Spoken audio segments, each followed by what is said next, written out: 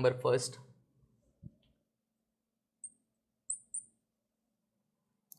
Bharat Limited acquired 900 shares in Gujarat Limited on 1/1/2013. The following are the balance sheets of two companies as on 31st December 2013. Liability side first, share capital, shares of rupees 100 each, 2 lakh and 1 lakh. Reserves 30,000, 20,000. P&L account 20,000 and 15,000. Creditors 30,000 and 20,000. Asset side first, land building 1 lakh and 75,000. Stock 40,000 and 60,000. Shares in Gujarat Limited 1 lakh 10,000 and debtors 30,000 and 20,000. Okay, balance sheet दिए. Generally आपको यहाँ book में vertical balance sheet नहीं दी है, सारी horizontal है, but exam में आपको यूनिवर्सिटी एग्ज़ाम में वर्टिकल बैलेंस शीट से ही सम आएगा. जो न्यू फॉर्मेट है बैलेंस शीट का उसी के हिसाब से. ओके, सो हम लोग यहाँ पर भी जो कंसोलिडेटेड बैलेंस शीट प्रिपेयर करेंगे वो वर्टिकल फॉर्म में ही करेंगे. On 1/1/2013 the P&L account and reserves of Gujarat limited so credit balance of rupees, अब वहाँ 12,000 लिखा है बट 5,000 करना है एंड रुपीज़ 5,000 की जगह 12,000. ओके, सो P&L का बैलेंस जो है 1/1/13 को वो 5,000 होगा, यानी फर्स्ट 12 की जगह हम लोग 5 करेंगे और सेकंड 5 की जगह 12,000. रिजर्व्स का जो बैलेंस है वो 12,000 होगा. Respectively included in the debtors of Bharat limited is rupees 5,000 due from Gujarat limited. Okay, so आपको एक P&L अकाउंट और रिजर्व का बैलेंस दिया हुआ है ऑन 1/1/13. 1/1/13 को जो शेयर्स परचेस किए थे, मतलब परचेसिंग डेट का ये बैलेंस है, ओपनिंग बैलेंस भी इसे बोल सकते हैं, 5,000 एंड 12,000. दूसरा आपको बोला है कि डेटर्स जो है भारत लिमिटेड के जो डेटर्स है वो 5,000 ड्यू है फ्रॉम गुजरात लिमिटेड पर, मतलब दोनों कंपनी का इंटर कंपनी ट्रांजेक्शन बोल सकते हैं हम लोग. सो इसे हम क्या करेंगे, दोनों साइड से एलिमिनेट करेंगे. ओके, डेटर्स में से और क्रेडिटर्स में से 5,000 माइनस करेंगे. So from the above information prepare a consolidated balance sheet as on 31st December 2013. 31st December की consolidated balance sheet बनानी है, मतलब कि होल्डिंग और सब्सिडरी दोनों कंपनी की यहाँ पर आपको मर्ज करके बैलेंस शीट प्रिपेयर करनी है. ओके, अब जब भी आप consolidated बैलेंस शीट प्रिपेयर करेंगे उससे पहले हम लोग कुछ कैलकुलेशन करेंगे, पर बाद में consolidated प्रिपेयर. सो फर्स्ट, जब भी यहाँ पर दो कंपनी है Bharat limited and Gujarat limited, तो इसमें से होल्डिंग कंपनी जो होगी, होल्डिंग कंपनी है भारत लिमिटेड, क्योंकि भारत लिमिटेड ने शेयर परचेस किए हैं, और सब्सिडरी कंपनी हो जाएगी यहाँ पर गुजरात लिमिटेड. ओके, सो पहले ये फाइंड करना है हमें कि कौन सी होल्डिंग कंपनी है, कौन सी सब्सिडरी कंपनी. तो यहाँ पर भारत लिमिटेड ने गुजरात लिमिटेड के टोटल 900 शेयर्स परचेस किए on 1/1/13. Okay, so holding company acquired 900 shares on 1/1/2013. Okay, 1/1/13 को परचेस की टोटल 900 शेयर्स. तो यहाँ सबसे पहले हम लोग यहाँ फाइंड करेंगे कि कितने परसेंटेज होल्डिंग कंपनी का है. Okay, so percentage of interest of holding company, कि होल्डिंग कंपनी ने कितने परसेंटेज शेयर्स परचेस किए. सो देखो यहाँ पर टोटल 900 शेयर्स परचेस किए और गुजरात लिमिटेड के शेयर्स देखे तो गुजरात लिमिटेड बैलेंस शीट में 1 लाख शेयर कैपिटल है उसकी, ऑफ रुपीज़ 100 शेयर्स, यानी कि 1,000 शेयर हुए. Okay, so total shares of Gujarat limited, total shares of Gujarat limited equal to 1 lakh, total share capital divide by face value 100 rupees, यानी कि 1,000 शेयर्स गुजरात लिमिटेड के हैं. बट उसमें से इंटरेस्ट ऑफ होल्डिंग कंपनी पर इक्वल टू 900 शेयर्स परचेस किए, total 1,000 shares में से इंटू 100 करें, यानी कि 90% शेयर परचेस किए. ओके, सो होल्डिंग कंपनी का इंटरेस्ट होगा यहाँ पर 90%, और जो माइनॉरिटी इंटरेस्ट है माइनॉरिटी इंटरेस्ट हो जाएगा 10%। ओके, माइनॉरिटी इंटरेस्ट यानी जो दूसरे शेयर होल्डर के परसेंटेज है। सो 90% होल्डिंग कंपनी ने परचेस किए, एक्वायर किए, और 10% माइनॉरिटी इंटरेस्ट होगा। तो सबसे पहले हम लोग यहाँ परसेंटेज कैलकुलेट कर लेंगे। ओके, अब कुछ कैलकुलेशन करने जो कंसोलिडेटेड बैलेंस शीट में यूज़फुल होंगे। उसमें फर्स्ट यहाँ पर हम लोग ए करेंगे, जिसमें कैपिटल रिजर्व फाइंड करेंगे। तो हमने सारे पॉइंट्स डिस्कस किए, उसमें मैंने बताया था आपको कि कैपिटल रिजर्व और रेवेन्यू रिजर्व दो टाइप के रिजर्व होते हैं। कैपिटल रिजर्व या तो कैपिटल प्रॉफिट यानी ऐसा प्रॉफिट जो होल्डिंग कंपनी ने जिस डेट को परचेस किया उस डेट तक का जो बैलेंस होगा सब्सिडरी कंपनी का, बस उसे हम बोलेंगे कैपिटल रिजर्व। ओके, तो यहाँ पर रिजर्व और पी एंड एल, पर कैपिटल रिजर्व एंड प्रॉफिट हम लोग यहाँ पर उसमें प्रॉफिट भी ऐड करेंगे। So and profit. तो देखो, रिजर्व्स आपको दिया हुआ है, टोटल रिजर्व गुजरात लिमिटेड का 20,000 है, पर ये टोटल रिजर्व है 20,000, पर वो रिजर्व 31 दिसंबर का है।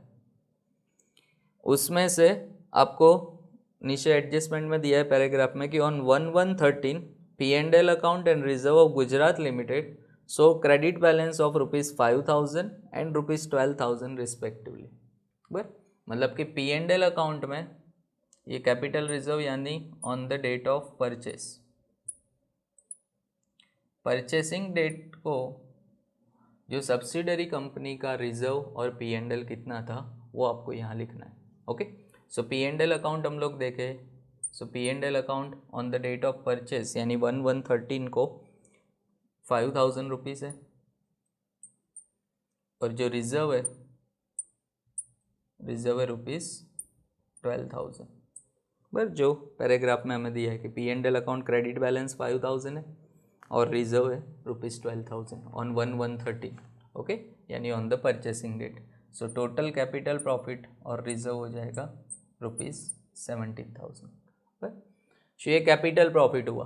Capital profit consolidated balance sheet में नहीं लिखते, बट इसे हम लोग डिस्ट्रीब्यूट करेंगे कि माइनॉरिटी इंटरेस्ट कितना है इसमें से और जो होल्डिंग कंपनी का इंटरेस्ट है वो कितना है, वो हम लोग आगे करेंगे। बट सेकंड कैलकुलेशन आपको करना है रेवेन्यू रिजर्व एंड प्रॉफिट का।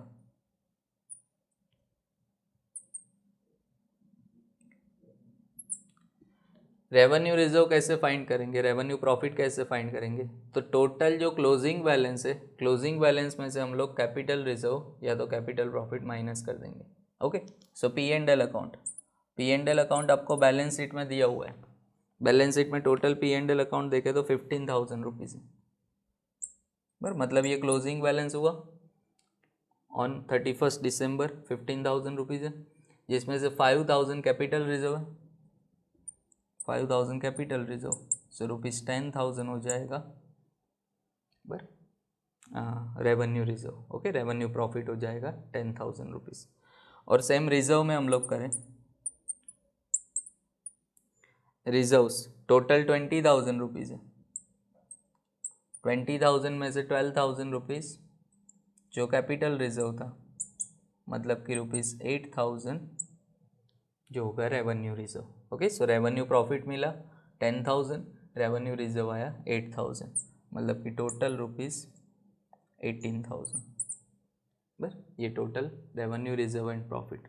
सो ये दोनों कैलकुलेशन आपको सबसे पहले करना है। यहाँ पर असेट्स की वैल्यू में कोई चेंज नहीं है, इसलिए हम लोग वो फाइंड नहीं कर रहे हैं। एडजस्टमेंट में अगर असेट्स की वैल्यू अलग दी हो, आपको रीवैल्यूएशन दिया हो, तो आपको उसकी इफेक्ट भी कैपिटल रिजर्व में देनी होगी। ओके, जितनी ये वैल्यू इंक्रीज हुई हो उतना हम लोग कैपिटल रिजर्व में ऐड करेंगे। Clear? Now next third point. So third आपको यहाँ कैलकुलेट करना है कि गुडविल और कैपिटल रिजर्व।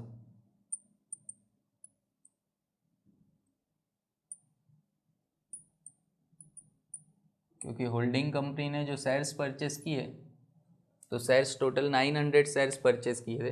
अब कितने में परचेस किए, तो आप देखो असेट साइड दिया हुआ है कि shares in Gujarat limited, Bharat limited की बैलेंस शीट में अमाउंट लिखी है 1,10,000, मतलब 900 शेयर्स भारत लिमिटेड ने परचेस की है कितने रुपीज़ में, 1,10,000 में। पर वो 1,10,000 परचेस प्राइस होगी, पर सामने इंक्रीजिंग वैल्यू हम लोग डिफरेंस करेंगे तो हमें पता चलेगा कि गुडविल है कि कैपिटल रिजर्व, तो वो हमें फाइंड करना है। ओके, तो सबसे पहले इंक्रीजिंग वैल्यू फाइंड करते हैं। इंक्रीजिंग वैल्यू में हम लोग क्या क्या लेंगे, एक share capital of holding company, but total जो शेयर कैपिटल है गुजरात लिमिटेड की, टोटल शेयर कैपिटल कितनी है, 1 लाख गुजरात लिमिटेड की लेनी है, 1 लाख रुपीज़। यहाँ सब कुछ हम लोग सब्सिडरी कंपनी के ही कंसीडर करेंगे। ओके, सब्सिडरी कंपनी का ही कैलकुलेशन करना है क्योंकि इसे हम ऐड करेंगे consolidated balance. 1 lakh total share capital है, जिसमें होल्डिंग कंपनी का इंटरेस्ट था 90%, 90% शेयर्स परचेज किए थे, मतलब कि 90,000 रुपीज़, प्लस जो कैपिटल रिजर्व है वो ऐड करेंगे, capital reserve and profit. Okay, जो total capital reserve and profit आया 17,000 रुपीज़ है, 17,000 का 90% हम करें यानी होगा ₹15,300। ओके, सो टोटल करें 1,05,300, इसे हम बोलेंगे इंट्रिंसिक वैल्यू, पर जिसे हम लोग नेट एसेट्स भी बोलते हैं। यहाँ इंट्रिंसिक वैल्यू होगी 1,05,300 पर, तो 1,05,300 इंट्रिंसिक वैल्यू आई, जिसमें से हम लोग माइनस करेंगे परचेस प्राइस। परचेस प्राइस आपको इन्वेस्टमेंट दिया हुआ है कि टोटल भारत लिमिटेड ने 1,10,000 में परचेस की है, यानी 1,10,000। ओके, सो परचेस प्राइस ज़्यादा है, अगर नेट एसेट से परचेस प्राइस ज़्यादा हो तो we can say it goodwill. Okay, ये होगी गुडविल, गुडविल होगी ₹4,700। क्लियर, अगर परचेस प्राइस कम हो, बट यहाँ माइनस में अमाउंट आएगी, बट हमें माइनस में लिखने की ज़रूरत नहीं है, जस्ट डिफरेंस करना है आपको। गुडविल होगी 4,700। ओके, सो परचेस प्राइस अगर ज़्यादा है तो गुडविल होगी, परचेस प्राइस कम हो तो उसे हम लोग बोलेंगे capital reserve. Okay, clear. Then next calculation is for minority interest. Minority interest यहाँ फाइंड करना है, पर माइनॉरिटी इंटरेस्ट का पॉइंट हमने सीखा था, आगे जो सारे पॉइंट्स डिस्कस किए उसमें माइनॉरिटी इंटरेस्ट के टाइम मैंने आपको बताया था कि टोटल जो आउटसाइड शेयर होल्डर्स है उनका शेयर कितना है यहाँ पर 10%, बट तो 10% के हिसाब से हम लोग यहाँ कैलकुलेट करेंगे। सबसे पहले माइनॉरिटी इंटरेस्ट में ऐड करेंगे share capital. But Gujarat limited की जो टोटल शेयर कैपिटल है 1 लाख रुपीज़, उसका माइनॉरिटी इंटरेस्ट यानी आउटसाइड शेयर होल्डर का पार्ट है 10%, यानी 10,000 रुपीज़ हुआ। ओके, प्लस करेंगे capital profit and reserve, capital reserve and profit.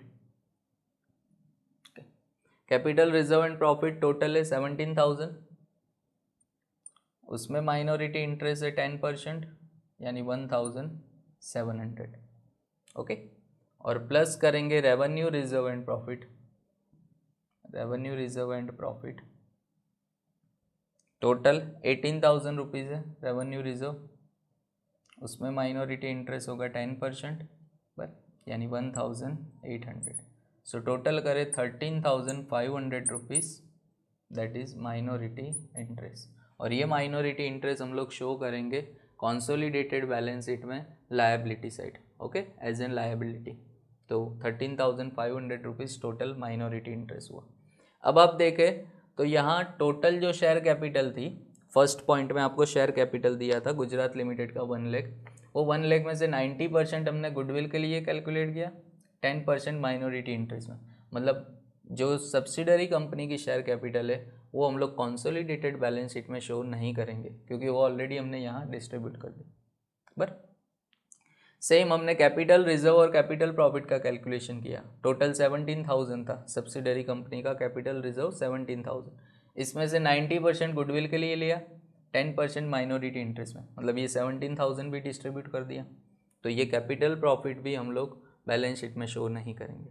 अब बचा revenue reserve and profit. Revenue reserve and profit total 18,000 rupees है ये सब्सिडरी कंपनी का, जिसमें से 10% हमने यहाँ लिया माइनॉरिटी इंटरेस्ट में। Okay, 10% revenue reserve and profit minority interest में ऐड किया, तो बाकी 90% का क्या करेंगे हम लोग, बाकी 90% हम लोग कॉन्सोलिडेटेड बैलेंस शीट में शो करेंगे। ओके, तो उससे जो होल्डिंग कंपनी का प्रॉफिट और रिजर्व है ना, उसमें ऐड करके हम लोग लिखेंगे। सो यहाँ पर हम लोग नेक्स्ट जो कैलकुलेशन है वो करते हैं कि जिसके अंदर reserve and profit shown in consolidated balance sheet.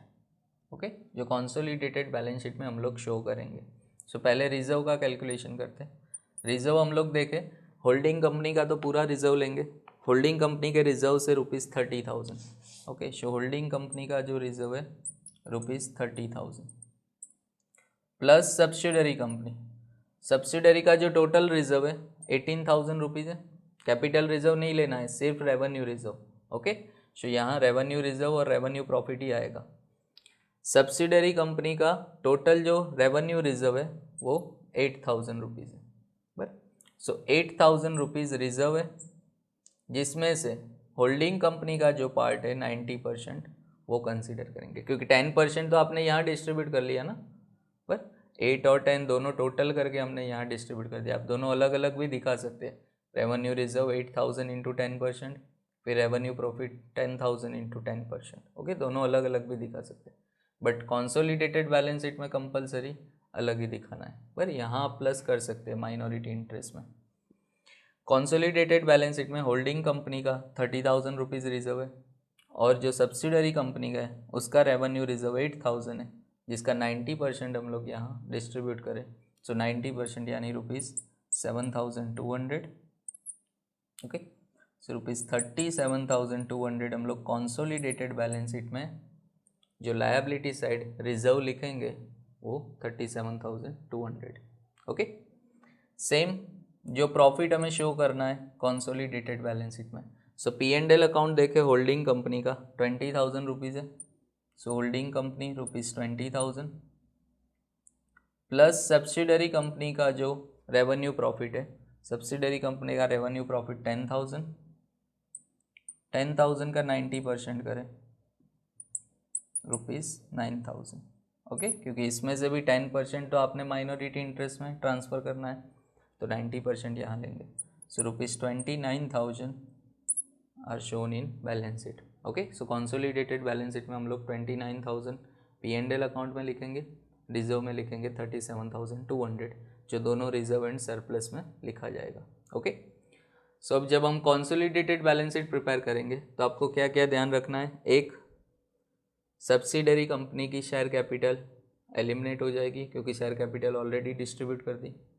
Subsidiary company का कोई रिजर्व यहाँ नहीं कंसीडर करना है, क्योंकि हमने रेवेन्यू रिजर्व ट्रांसफ़र कर दिया, कैपिटल रिजर्व भी डिस्ट्रीब्यूट कर दिया था। ओके, सो सब्सिडरी कंपनी के रिजर्व एंड प्रॉफिट हम लोग यहाँ कंसीडर नहीं करेंगे। जो हमने रिजर्व और प्रॉफिट यहाँ फाइंड किया, कैलकुलेट किया, ये रिजर्व में लिखेंगे और ये प्रॉफिट में।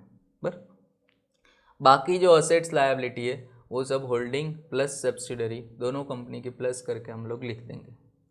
बट यहाँ एक एडजस्टमेंट है लास्ट में कि जो डेटर्स है भारत लिमिटेड के वो 5,000 ड्यू है फ्रॉम गुजरात लिमिटेड। ओके, मतलब इंटर कंपनी ट्रांजेक्शन है, तो हम लोग नॉट लिख सकते हैं कि inter company transaction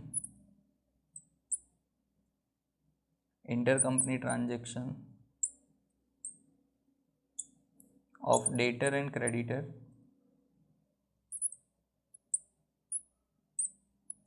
should be eliminated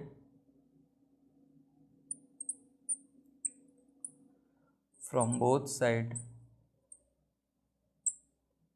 in balance sheet.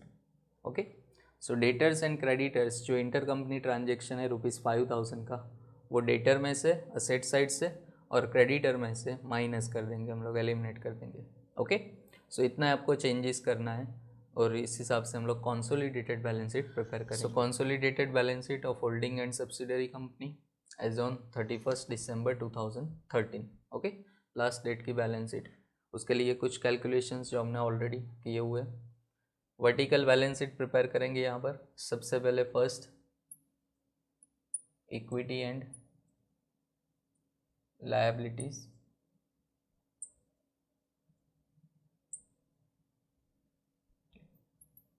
Equity and liability में first A share holders fund,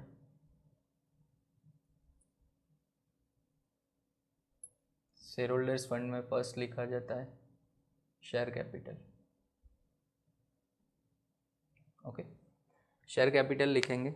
अब यहाँ देखें तो इक्विटी शेयर कैपिटल है, शेयर्स ऑफ ₹100 ईच है। अब शेयर कैपिटल में सिर्फ होल्डिंग कंपनी की शेयर कैपिटल लिखेंगे। सब्सिडरी कंपनी की जो 1 लाख रुपीज़ शेयर कैपिटल थी गुजरात लिमिटेड की, वो हमने ऑलरेडी डिस्ट्रीब्यूट कर दी है। बट सो यहाँ सब्सिडरी कंपनी की कोई शेयर कैपिटल नहीं आएगी, सिर्फ होल्डिंग कंपनी की। So equity shares of ₹100 each, but only holding company की ही लिखेंगे। पर holding company ₹2 lakh, so 2 lakh rupees. फिर B reserve and surplus, reserve and surplus, जो रिजर्व एंड सरप्लस हमने यहाँ फाइंड किया, बस रिजर्व और P&L अकाउंट वही लिखना है। सो रिजर्व फ्रॉम वर्किंग नोट 37,200, दोनों कंपनी का आ गया यहाँ पर होल्डिंग प्लस सब्सिडरी, इसलिए टोटल हमने लिखा। और P&L अकाउंट, P&L अकाउंट वो भी होल्डिंग प्लस सब्सिडरी फाइंड किया हुआ है 29,000। ओके, तो इसीलिए हमने पहले ही कैलकुलेट कर दिया ताकि डायरेक्ट बैलेंस शीट में अमाउंट लिख सके। ओके, फिर इससे में सी लिखेंगे हम लोग माइनॉरिटी इंटरेस्ट। माइनॉरिटी इंटरेस्ट भी अब होल्डिंग कंपनी और सब्सिडरी कंपनी जो लायबिलिटी होगी, बस सो एज ए लायबिलिटी अलग ही शो करना है आपको। माइनॉरिटी इंटरेस्ट टोटल हमने यहाँ फाइंड किया हुआ है 13,500। ओके, वही अमाउंट यहाँ लिखेंगे 13,500। शेयर होल्डर्स फंड में ही हम लोग माइनॉरिटी इंटरेस्ट को अलग से लिखेंगे। ओके, फिर B non current liabilities. Non current liabilities में डिवेंचर हो, बैंक लोन हो, बस वो आपको लिखना है। बट यहाँ हम देखें तो शेयर कैपिटल, फिर रिजर्व, P&L अकाउंट और क्रेडिटर्स। क्रेडिटर्स करंट लायबिलिटी में आएगा, so there is no non current liability. Okay, C current liabilities, current liabilities में एक ही है क्रेडिटर्स। ओके, जिसे ट्रेड पेएबल बोलेंगे। सो ट्रेड पेएबल जिसमें क्रेडिटर्स। ओके, क्रेडिटर्स यहाँ holding plus subsidiary, but holding company plus subsidiary company हम लोग लिखेंगे। होल्डिंग कंपनी के क्रेडिटर्स 30,000 है, प्लस सब्सिडरी कंपनी के 20,000, यानी टोटल क्रेडिटर्स हुए 50,000। बट इसमें से हम लोग माइनस करेंगे जो इंटर कंपनी ट्रांजेक्शन था। बस सो इंटर कंपनी ट्रांजेक्शन आपको माइनस करना है ₹5,000 का जो डेटर क्रेडिटर का ट्रांजेक्शन। सो नेट 45,000 रुपीज़ हम लोग बाहर लिखेंगे। ओके, सो इतनी लायबिलिटीज़ आपको दी है लायबिलिटी साइड, सो वो हम लोग यहाँ टोटल करेंगे लास्ट में। अब asset side second part, assets. Assets में first A non current assets, non current assets में first fix assets. Okay, fix assets में 1 टेंजिबल असेट्स। ओके, फिक्स में 2 असेट्स होती है, tangible and intangible. So first tangible assets लिखते हैं जिसमें land and building है। लैंड बिल्डिंग दोनों प्लस करके ही लिखेंगे, holding plus subsidiary.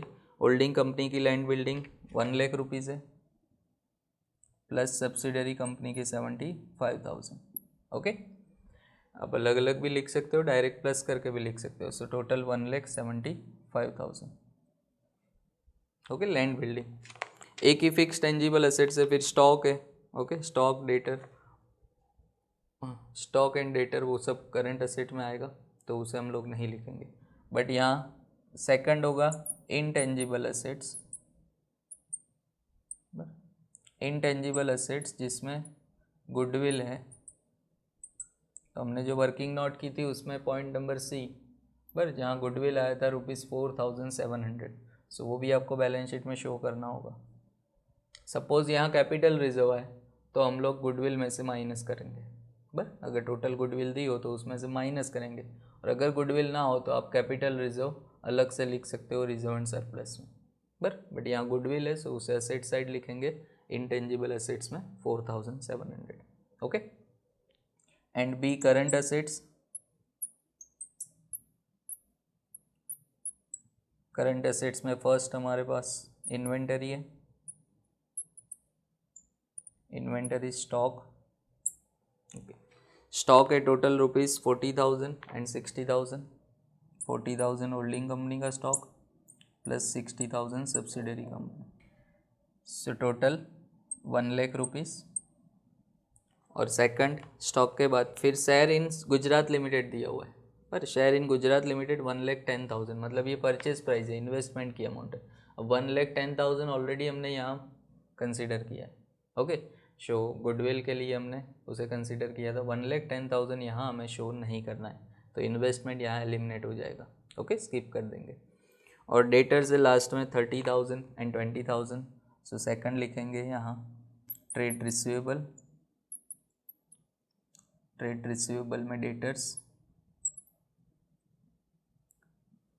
Holding company के 30,000 प्लस सब्सिडरी कंपनी के 20,000, पर उसमें से हम लोग माइनस करेंगे जो इंटर कंपनी ट्रांजेक्शन था 5,000 रुपीज़, ओके। सो टोटल होगा 45,000, इतनी एसेट्स है हमारे पास। सो टोटल करें लास्ट में, सो टोटल लायबिलिटीज़ होगी 3,24,700 और सेम टोटल होगा असेट साइड 3,24,700, ओके। सो इस तरह से आपको बैलेंस शीट प्रिपेयर करनी है, जिसे कंसोलिडेटेड बैलेंस शीट बोलेंगे। जो 3-4 कैलकुलेशन आपको सबसे पहले करना है, जिसमें परसेंटेज फाइंड करेंगे हम लोग होल्डिंग और सब्सिडरी कंपनी के, पर होल्डिंग कंपनी के जो परसेंटेज है होल्डिंग इंटरेस्ट में लिखेंगे, जो माइनॉरिटी इंटरेस्ट है अदर शेयर होल्डर का वो। Capital reserve and profit find करना है। कैपिटल रिजर्व एंड प्रॉफिट यानी कि on the date of purchasing date को जितना बैलेंस हो P&L और रिजर्व में सब्सिडरी कंपनी के अकाउंट में, बस P&L और रिजर्व का जो बैलेंस हो वो आपको लिखना है। रेवेन्यू रिजर्व एंड प्रॉफिट यानी कि टोटल बैलेंस माइनस जो कैपिटल रिजर्व प्रॉफिट आया वो, ओके। सो रेवेन्यू मिल जाएगा। फिर गुडविल और कैपिटल रिजर्व फाइंड करेंगे, जिसमें इंक्रीजिंग वैल्यू कैलकुलेट करके परचेस प्राइस का डिफरेंस करेंगे। अगर परचेस प्राइस ज़्यादा है तो गुडविल होगी, परचेस प्राइस कम है तो कैपिटल रिजर्व। माइनॉरिटी इंटरेस्ट, जिसमें 3 चीज़ ऐड करेंगे, share capital, capital reserve and profit and revenue reserve and profit, okay. जो टोटल अमाउंट है उसका माइनॉरिटी इंटरेस्ट का पार्ट 10% है यहाँ, तो 10%।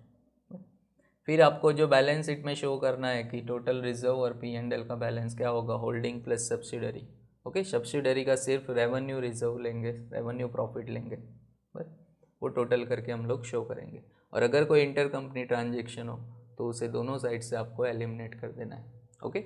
सो इतने कैलकुलेशन करेंगे और उसके बाद कंसोलिडेटेड बैलेंस शीट प्रिपेयर करेंगे, दोनों साइड टोटल इक्वल होना चाहिए, ओके।